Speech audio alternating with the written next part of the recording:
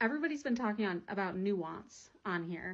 So this tends to be one of the reasons why a lot of the later diagnosed folks or the level one autistics tend to not believe that they have autism because fundamentally they believe, well, I don't have a lot of black and white thinking, or I kind of understand why people do these things socially.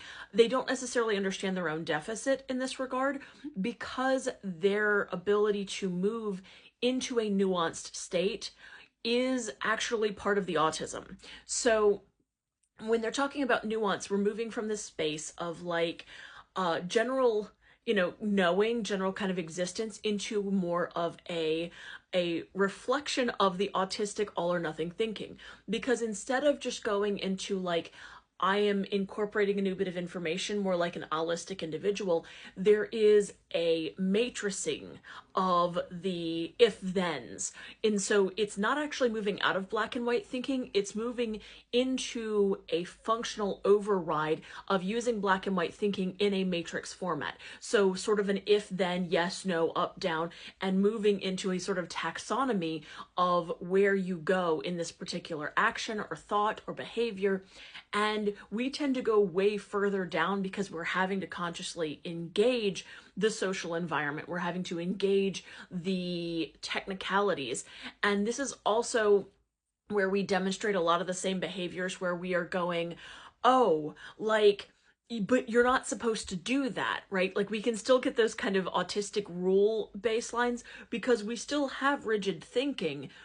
We've just taken it down to like nitinoid details in our matrix of if then that we're playing out. And we do this so naturally with the way we think that it unnerves and over specifies to the average allistic individual because they don't think like that.